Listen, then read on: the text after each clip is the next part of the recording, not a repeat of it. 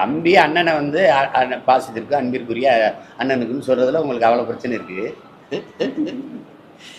ஏங்க அவர் ஒரு கட்சி தலைவர், அவர் ஒரு புகழ்பெற்ற நடிகர், நான் ஒரு கட்சி தலைவர்னு இருக்கிறேன்னாலும் நாங்கள் 2 பேரும் அண்ணன் தம்பிங்கிறதா தெரியுமா தெரியாது அவங்களுக்கு? அண்ணன் இல்லைன்னு ஆயிருமா, தம்பி இல்லைன்னு ஆயிருமா? அவர் ஒரு பாதை, நான் ஒரு பாதை.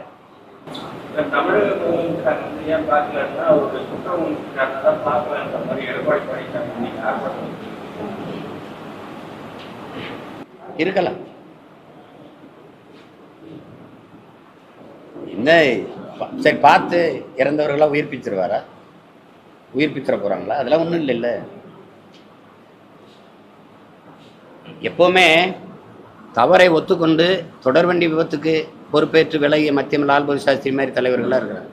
குறைஞ்சபட்சம் சட்டமன்ற உறுப்பினர்களாவது விலகி இருக்கலாம்ல. என் தொகுதியில் நடந்துருச்சு, நான் அதுக்கு வருந்துறேன் அப்படின்னு விலகி இருந்தால் அது ஒரு நேர்மையாவது பார்க்கப்படும்.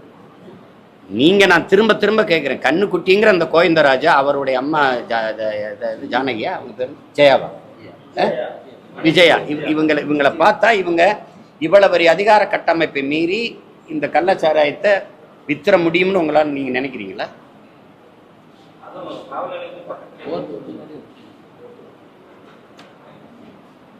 எதுவுமே தெரியலையேன்னு சொல்றதுக்கு எதுக்குங்க ஒரு அதிகாரம்? எதுக்கு இவ்வளவு படை, இவ்வளவு நிர்வாக கட்டமைப்பு, இதுக்கு ஒரு முதலமைச்சர், இதுக்கு ஒரு உளவுத்துறை, இதுக்கு ஒரு உள்துறை, இதெல்லாம் நீங்களே யோசிச்சு பாருங்க. விலகிட்டார், சகிக்க முடியல, போயிட்டார் அவரு. அதானே? இல்ல, ஆமா, அதுக்காக தான் போனேன்னு சொல்ல முடியுமா? அதுக்காகலாம் போறதுன்னு சொல்றதுக்கு சீமான் மாதிரி எல்லாத்துக்கும் துணிஞ்சு நிற்கிறாளா? அதிகாரி அவர் எவ்வளோ நெருக்கடி இருக்கும். எங்கள் அண்ணன் கமலஹாசனுக்கு இது தேவையா? ஏன் வந்து பேச வேண்டியது அவசியம் வருது? அந்த கருத்தை எப்படி பார்க்கறது? எல்லாரும் என்கிட்ட கேட்குறாங்க, என்னங்க ஆச்சு உங்கள் அண்ணனுக்கு, எங்க அப்படி பேசிருக்காரு? நான் போய் அவர்கிட்ட என்ன சொல்றது? நாங்கள் சிறு வயதுலேருந்து அவரை நேசித்து மதித்து வளர்ந்த பிள்ளைகள். நாங்கள் அவருக்கு இனிமே ஒரு புகழ் வேணுங்கிறதெல்லாம் இல்லை. அவர் அளவுக்கு புகழ் பெற்ற இங்கே ஒன்றும் ஒரு கலைஞன் ஒன்றும் இல்லை, ஒருத்தர் இல்லை. அவர் உலக புகழ் பெற்றுட்டார். ரெண்டாவது, அவர் சொல்கிற கருத்தை பாருங்க, குடிக்காதீங்கன்னு சொல்ல முடியாது, குடிக்காதீங்கன்னு சொல்ல முடியாது. அது கொஞ்சமாக குடிங்க, அளவாக குடிங்க. அப்படின்னா என்ன பண்ணும்?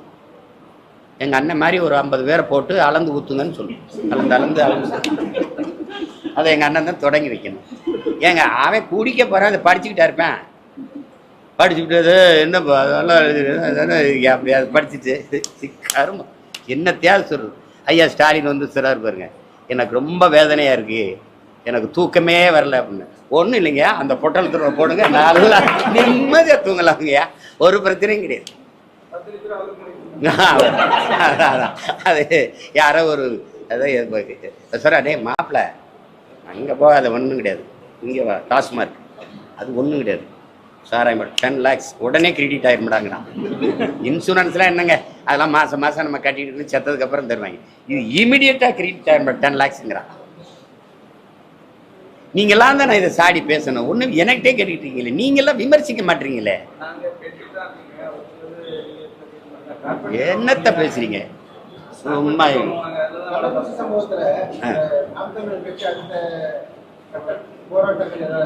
எங்களுக்கு அது இல்லை வேலை, அது இல்லை எனக்கு. அதில் வந்து என் தம்பி எல்லாம் எனக்கு, நான் மரக்காணத்துக்கும் போகல, இதுக்கு வரல. நீ எல்லாரும் போனாங்களே, நான் போன இடத்துக்கு எல்லாரும் வந்தாங்களா? 8 வழிச்சாலை வேணாம்னே, நீங்கள் வந்தீங்களா? நான் போராடி ஜெயிலுக்கு போனேன், நான் என் தம்பி இல்லை. வந்தீங்களா? நான் ஸ்டெர்லைட்டுக்கு போராடினேன், நான் அந்த இது அணு உலைக்கு போராட போனேன், நான் மீத்தேனுக்கு போராடினேன், எல்லாத்துக்கும் போராடினேன். பாண்டு நிலையம் பரந்தூரில் வேணான்ங்கிற, இன்னும் வேணாம். இருக்கிற ஏர்போர்ட்லேயே பறக்க ஃப்ளைட் இல்லை. பைத்தியக்காரங்களா?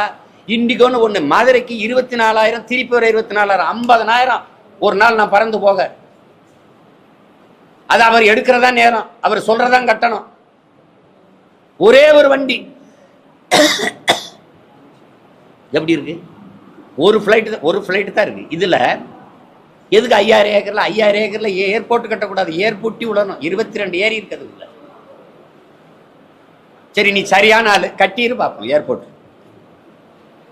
நான் பவர்ல இல்லை, நீங்க பவர்ல இருக்கீங்க, கட்டி காட்டிடுறேன்.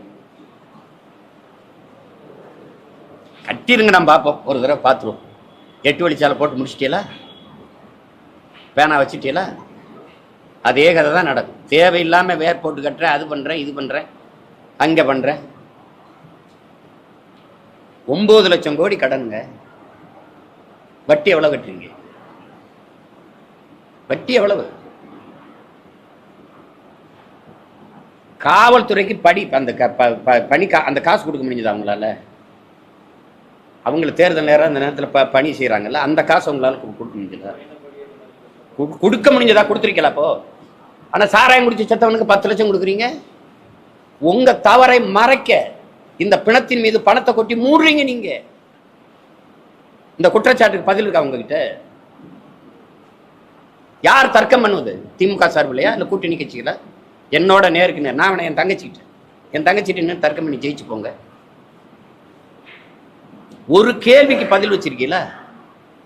திறந்த மனதோடு எங்களோட வாதிட தயாரா இருக்கீங்களா? மதுக்கடையை மூட சொல்லி எழுதுறது. நீட் ஒரு என் தங்கச்சி அனிதா செத்தவன நீட்டுக்கு எதிராக நீங்க பேசுனீங்கல்ல, அப்ப மதுக்கு எதிராக பேசுங்க. இத்தனை பேர் செத்துருக்காங்க, இன்னும் எத்தனை பேர் சாவான்னு உனக்கு அப்படி? அங்க 19, இங்க 60க்கு மேல, இன்னும் பல பேர் மருத்துவமனையில் இருக்கான். வருவானா போவானா தெரியல. நீ சொன்னது கணக்கு 69. அரசு இப்ப உண்மையான கணக்கு என்னைக்கு சொல்லியிருக்கு? வெள்ளத்துல 5000 பேர் செத்தா 500 பேர்னு அறிவிக்கும். அதானே வழக்கம். அப்புறம் இதுல போய் என்ன பேசிட்டு இருக்கிறீங்க நீங்க? இது அரசு கிடையாது, தரிசு. இவங்க குடி கெடுக்கிறவர்கள், தாலி அறுப்பவர்கள். இவர்களை போய் வச்சுக்கிட்டு நீங்க என்ன பேசிட்டு இருக்கிறீங்க? நீங்க கேட்டா அது இளம் விதவைகள் இந்தியாவிலே அதிகமா இருக்கிற மாநிலம் உங்க மாநிலம் தான், உங்க ஆட்சியில தான்.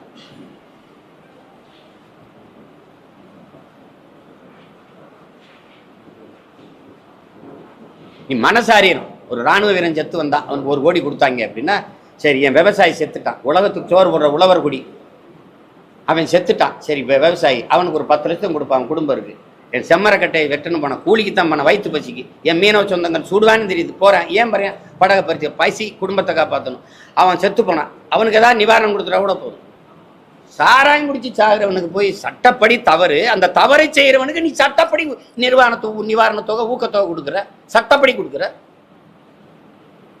அரசு கொடுத்து ஊக்கப்படுத்துது தவறு செய்யறதுக்கு. நீ அந்த சாராய வியாபாரியை கைது பண்ணில, அந்த அவன் சொத்தப்புற பறிச்சு வித்து எங்க 1500 பேர் மேல ஏதோ வழக்கு போட்டு கைது பண்ணேன்னு நீங்க மரக்காணத்துல. இங்க எத்தனை பேர்? இந்த கண்ணுக்குட்டி தான் இத்தனை காலம் வித்து என்ன சொத்து வச்சிருக்கேன். அவன் வீட்டை போய் பார்த்தா கோழிக்கூடு கூட கொஞ்சம் பெருசா இருக்குன்னு சொல்லுது. அப்ப வித்தவன் வேற இடத்துல இருக்கான்ல, அவன் சொத்தை பறிச்சு அதுல இருந்து வித்து நீ ஒரு வீட்டுக்கு 50 லட்சம் 1 கோடி கூட கொடு, இறந்த குடும்பத்துக்கு. நாங்க ஏதாவது கேட்டா எங்களை கேட்கும். அது இல்லாம சும்மா மக்கள் காசை எடுத்து கொண்டு கொடுத்துக்கிட்டு நாளைக்கு ஒருத்தன் ஜாவான் சாராயம் குடிச்சு அவனுக்கு 10 லட்சம். இது என்ன வேலை? இது நல்ல அணுகுமுறை இல்லை, இது நல்ல ஆட்சியின் நல்ல நிர்வாகம் இல்லை, இது கேவலம்.